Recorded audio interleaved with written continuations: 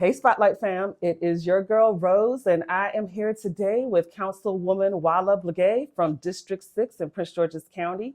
Welcome back to the Spotlight. Hey, thank you so much for having me. Yes, of course. And so, I really love to catch up and talk about what's happening in the county, and especially because we are 6 months into the year, about to hmm enter into the seventh month with all that's going on with this new administration federally and a lot of things happening here in the county as well. So let's get into all of that. I can't wait to do it. This is an exciting time in the county, although we're hitting a bridge with some issues with the federal government and things like that. I mean, we were supposed to have the FBI, and we're going to get that back. We're going to fight for that. Some of those things have been impacted our economic development plans. Yeah. However, I would tell you this: things are still moving forward, and that's what makes me very optimistic about the future. Is things are moving forward and haven't been as smoothly moving forward until really recently. So let's talk about moving forward because there's been a lot of chatter with, like you're saying, they're talking about losing things, the FBI, hmm and then Six Flags, and then the commanders. And it seemed like all of that kind of hit us at once. Right, And so many people were really surprised about Six Flags. right. And now that we're past the shock of the news, they want to know what is going to happen with all of that space. And there have been a lot of ideas circulating on social media about what it could be. So, what is the chatter with the council and thoughts going on along that? So I wanted to. So first of all, I will tell you, everyone, I was shocked myself when it came to Six Flags. We had no advance notice, and Six Flags was one of those community partners that worked with people. So we met with Six Flags monthly. I mean, not monthly, but like quarterly, Mhm. for them to give updates of like what's going on and what things that concerns that they have. So when they decided to require that guardians in with kids under a certain age. We received that notice before time. Mhm. And so I've never thought that if Six Flags was leaving, I would get such last minute notice. I got a call at 4 o'clock to talk with an executive with Six Flags, and literally it was on the news by 5. Wow. So it was so I was shocked and frustrated and upset actually. But what I realized is that this is just a new turning page in the county. And I would say look at that from all of the things that are happening. Sometimes bad news can create good news for the future. The loss of the commanders, the closure of Six Flags, the loss of the FBI for now. And I'll say for now because we're going to continue to fight. Yeah. But what I will say is that all of those things at once does create a moment of like frustration. But then this is a turning page in Yeah. the county, and we could turn a page to the future of what will happen. And that we've seen that in other jurisdictions. We now have that moment, so we can build it. So number one with Six Flags, the is 500 acres of land. About 400 of the acres is developable. And when people say, "Oh, the council needs to determine," or that, you realize that is a private facility. So Yeah. basically, the county has only certain control. Now, the reason why we have some leverage, and I would say not even control, leverage Hmm. to get what we want is because the council controls the zoning. That's what we do in economic development. We control the zoning. We can zone an area. We work with our parking planning that comes up with a plan of what the area should look like. What do people want? So when you get those meetings about parking plan, blue line corridor plan, show up because what they're really coming up with is the concept of what you want to see. And with that concept, after that, then they will go out into the atmosphere, put it together, meet with a bunch of experts, and come up with a plan. And that's what the council can do. We can put that in the atmosphere, and what we want is for the private community, the developers, the business owners, everyone to look at that and see how they can fit in. Yeah. But Six Flags does have the right to do what they want on their property. But the reason why I have a little more control than other areas is because the zoning is very limited. The zoning is an AR zone, it's an agricultural zone. And what they did, since Six Flags has been there, and I would say not Six Flags itself, but a park amusement entertainment has been there for almost 5 decades. Yeah. So what they've done is that they haven't done anything with the underlying zoning, but they put a special exception on the entire property without any expiration. So this special exception is park amusement entertainment. So it means that that's what's there, and anything related to that can go there by right. Okay. So they don't have to come to the council for that, but anything else has to come to the council. So I know some people are saying, "Oh, well, what about town hall? I don't want to have townhomes and apartments there." Well, they can't do that there because it's zoned for agriculture if you're not doing park amusement entertainment. So that means that anybody who wants to do something different, no matter what, has to come to the office to say, "What can we do?" Because you control the zoning. Well, thank you. Yeah. Thank you for clearing that up because that has been a lot of the sentiment, and I know you've been very vocal about speaking about how development works in the county. Mm-hmm. At multiple town halls that I've been to, you've talked about all that zoning and how if things meet if it meets the zone, then most likely it'll pass. Or there was an exception that you had mentioned in the past at one of the town halls where someone can do something on the floor. I don't remember. Yeah, so that was one that would happen before me, where they were doing where they could change the zoning at the council. Mm-hmm. So the council could change the zoning. There are two processes to change the zoning. One is just the normal process, which is you do a rezoning application.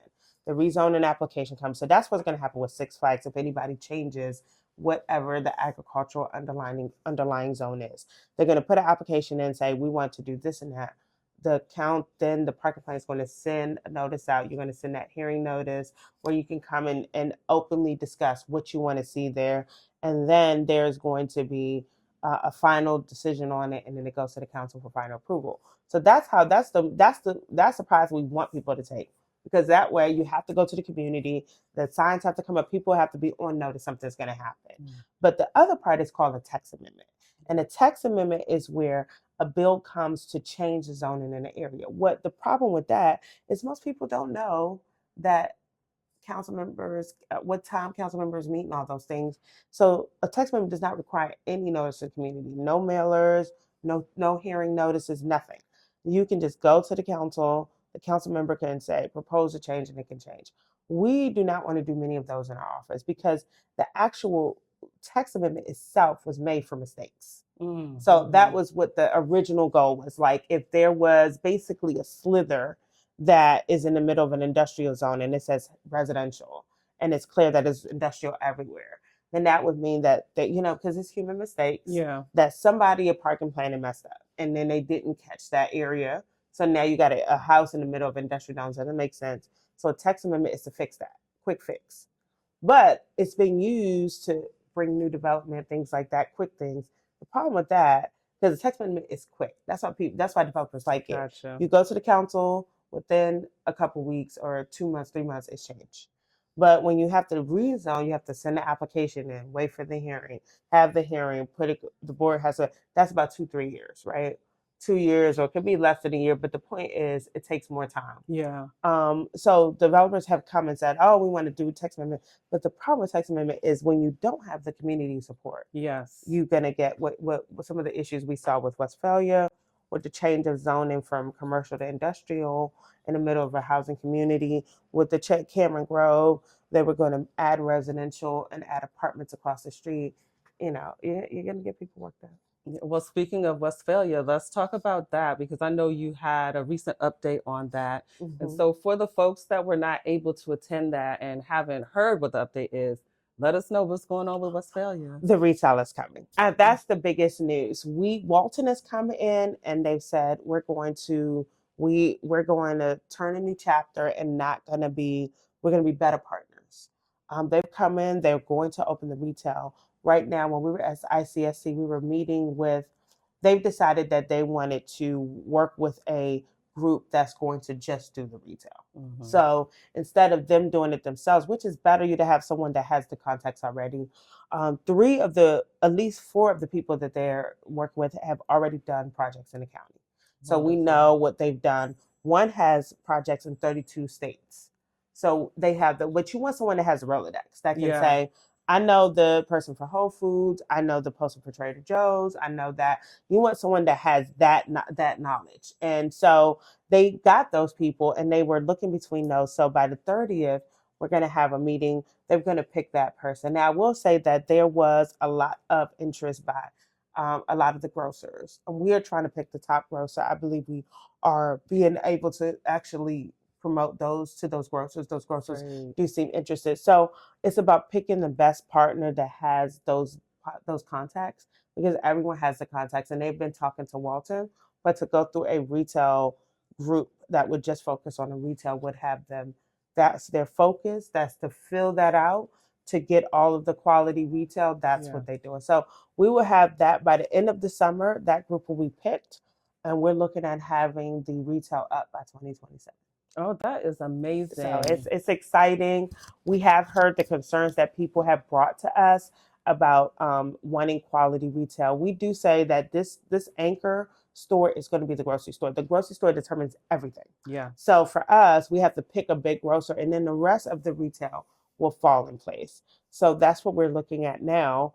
And we have talked to some of the brokers there, but we do recognize that the retail developers have better relationships with them than we do, because we don't know them. We're just like getting to know them. Right. So the retail developer, so what we're doing is interviewing to make sure the retail developer is a perfect fit.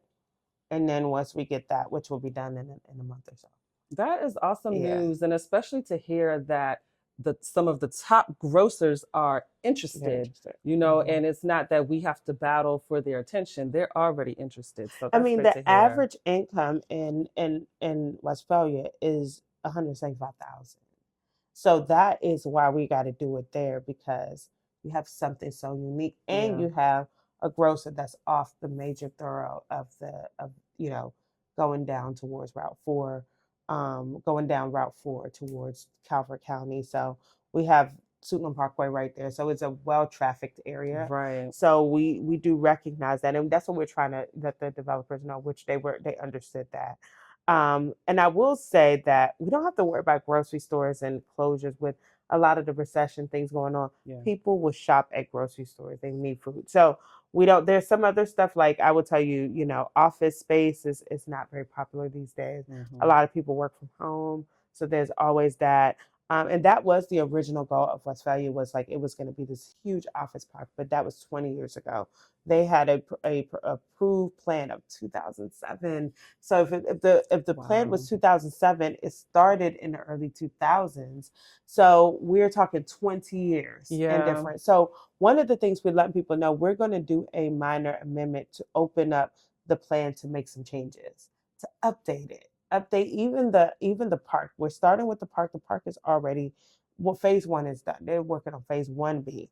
Well, we have some room where we can make some changes there to activate it to be more of what people would want to take advantage of. Yeah, yeah, and Um, I know a lot of what people talk about is a hub, like where people can gather, and that's what I see in other areas. mhm, Um, I just recently went down to that area where Walter Reed Hospital used to be, mhm, right at the line where mhm. DC and Maryland Georgia meet. Avenue. Yes, Mhm, and it is so beautiful. There was a festival there, mhm, but even outside of the festival, there are areas for people to come and gather and bring their family mhm, and things like that.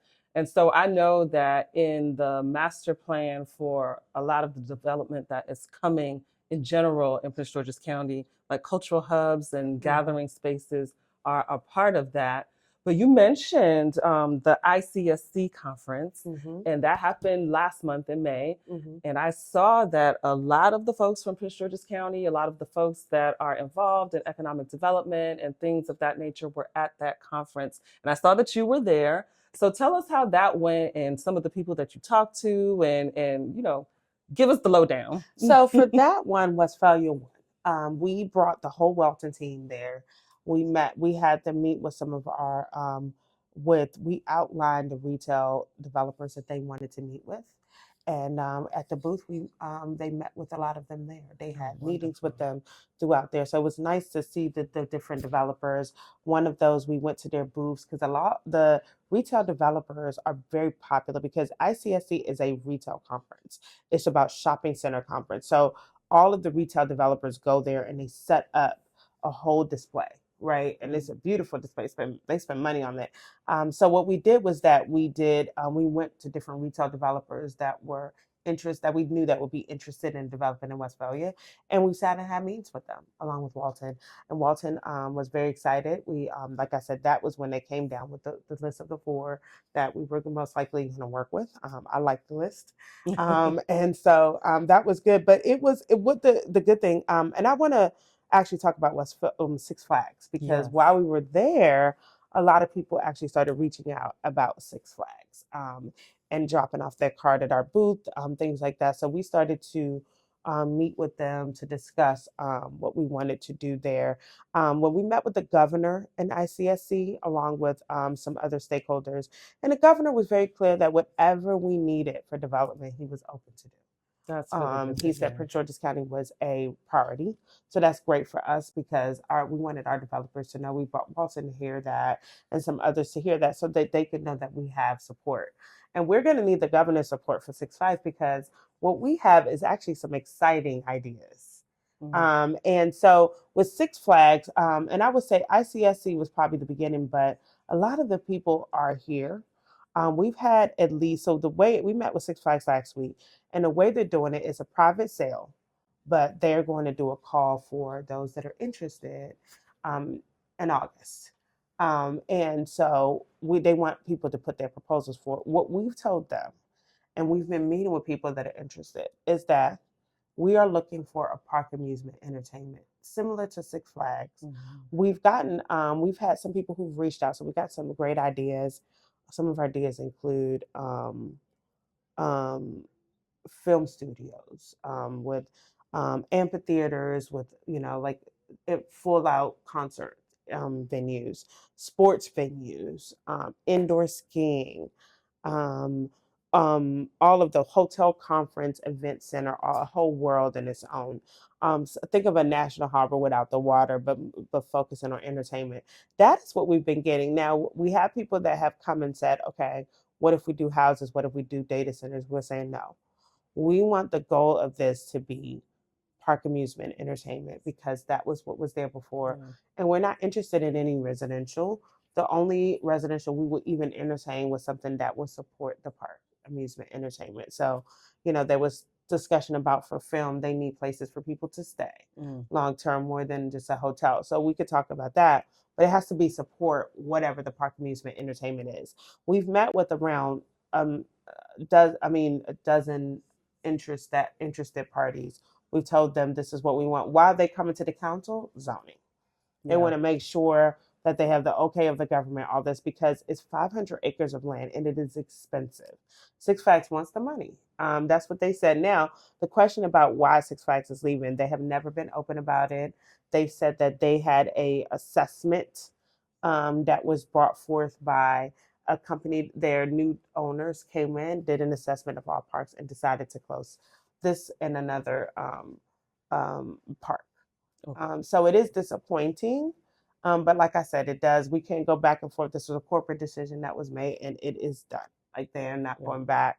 They're not interested in renegotiating, reconsidering.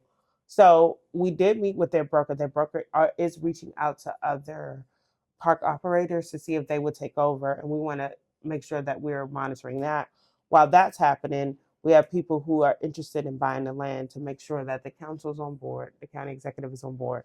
So they're asking, what do we want? And we've let them know, and they've come back with ideas that range from conference, hotel, almost like resort Mm-hmm. center, Mm-hmm. to film studio, performances, all that. And we even had a celebrity come in, so it was really fun to see their vision.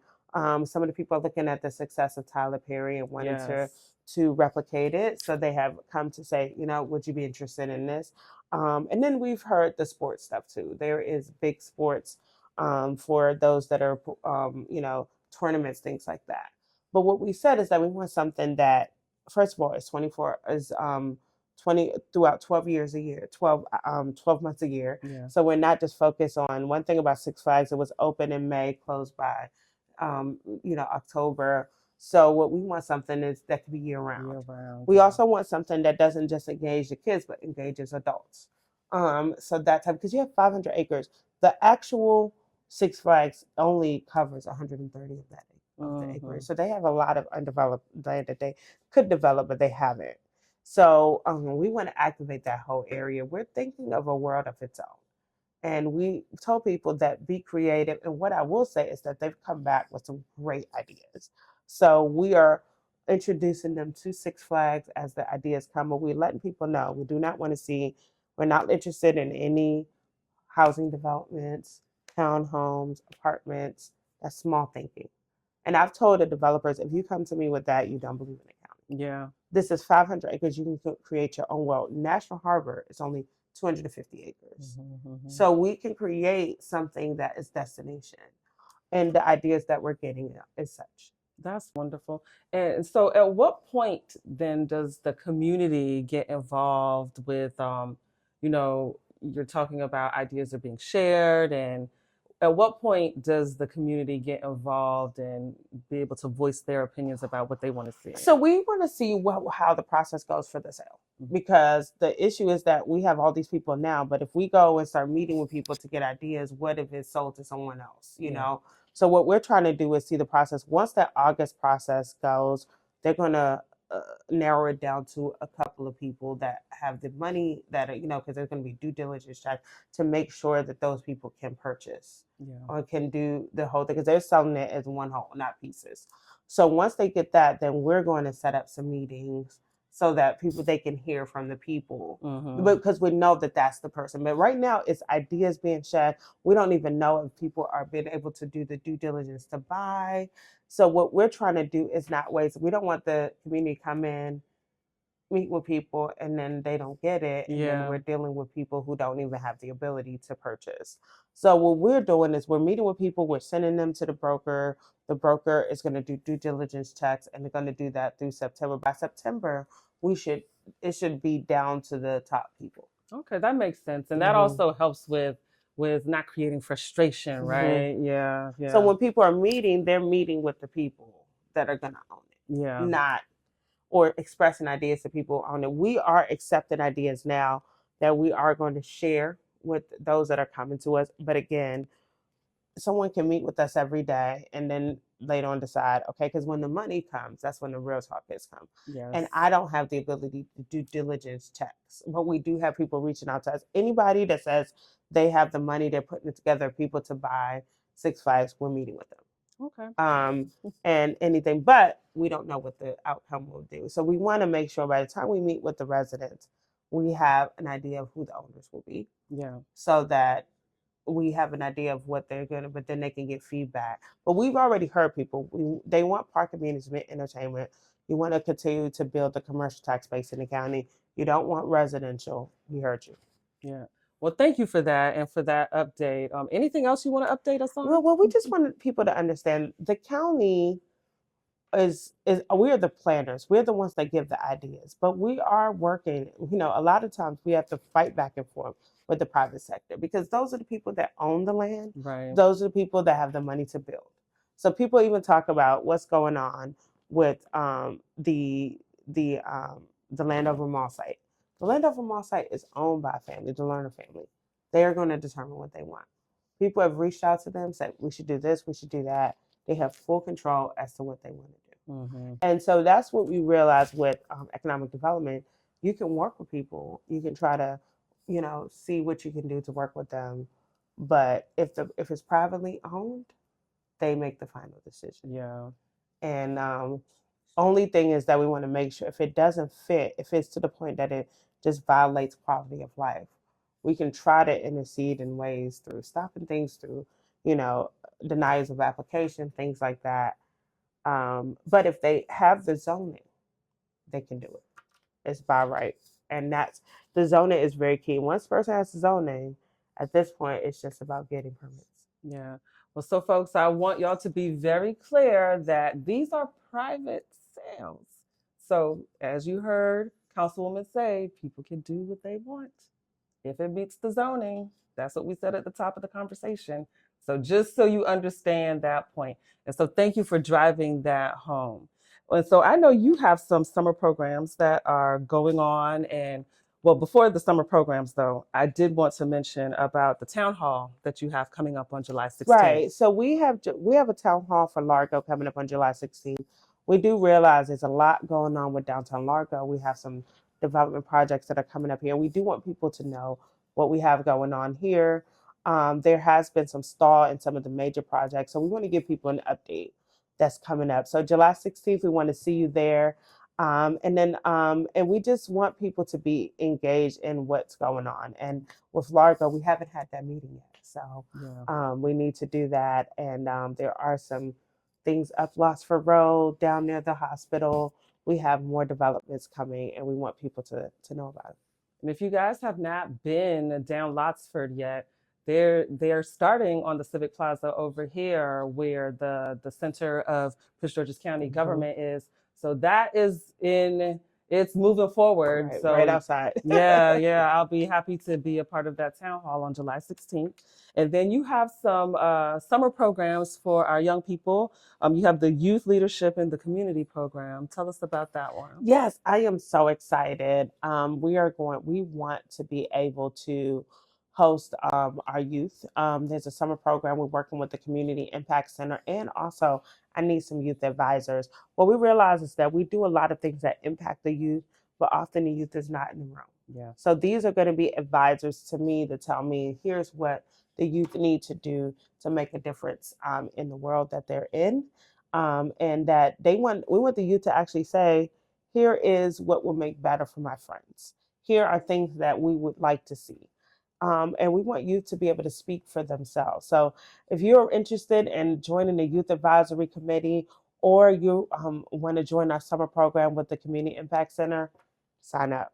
Yes, and I'll make sure to post all that information so that you have it, because I know for the youth leadership program, they're actually looking for speakers for that. It's for 2 weeks in July, and they're looking for speakers for the program to be able to come in and encourage and inspire our young people to help them develop as leaders. And as you heard Councilwoman Blegay say, that she's looking for an advisory committee of young people. And I have seen what that has done. For instance, the council has a youth advisor on there. And to see them be a part of what's happening in our county and to be going through that as a leader, you can't get that experience anywhere else but going through it. So those opportunities are available, and I'll make sure that I link that. And so finally, to wrap things up, I do want to talk a bit about you, because I know that you are up for reelection next year. And so tell us a bit about you personally and why you started as a councilwoman in 2022. What inspired you to want to be on the council? Well, my family, my dad was from Liberia, and my mom is from Nigeria. And my dad had always, he had come here, and then the war started in Liberia. He said, you know what, this is your home, because I was born here. He said, you need to engage in it, invest in it, because you have opportunities here that we can't get at home. And that was when I was little. My parents used to take me to all the meetings, DC Council meetings. I know at one point we even went to Prince George's County, where Paris Glendenning was the county executive at the time. So it was just like a very amazing experience as a young kid. I always tell people, bring your kids, because you really don't know what your kids will grasp onto. And when I got to college, I went to University of Maryland. I always had in high school said that I was going to be a doctor, because I had a Nigerian mom that said, you'd be a doctor. So I was like, okay, I'm going to be a doctor. But when I got in college, I was like, I'm not sure about this doctor thing. And I went and I took a class in government politics, and I just fell in love. And I did an internship with a delegate in Annapolis, and that changed everything, because he was young himself, and he seemed like an old man when I was there, but he was 30. And he was like, yeah, you're 19, a 30-year-old man is old. But he said, you need to get involved. And just seeing him involved got me to say, I should be doing this. Yeah. And it was history after that. I got involved with Young Democrats. I went to law school, came out, started my show Chat with the Lawyer to connect residents with legal support. And then after that, I ran for delegate in 2018. I lost that one for 25, and then I ran again in 22 and won council. And actually, sometimes God takes you where you should have been. Yeah. I am more of a community person on the ground, in the weeds. And at the state level, I probably would not have been able to do that. But the county gave me that opportunity, and I am very blessed for it. Well, great. And so I look forward to supporting you in 2026. I love that you are so vocal and advocate for us, and you show up. Yeah. You show up. And so that's what I love about having you as my council person. I'm in District 6. I appreciate you. So thank you for this chat today, for catching up for over the last 6 months. And guys, look forward to her being on the spotlight again. Until next time. Bye. Thank you. That was great. Thank you.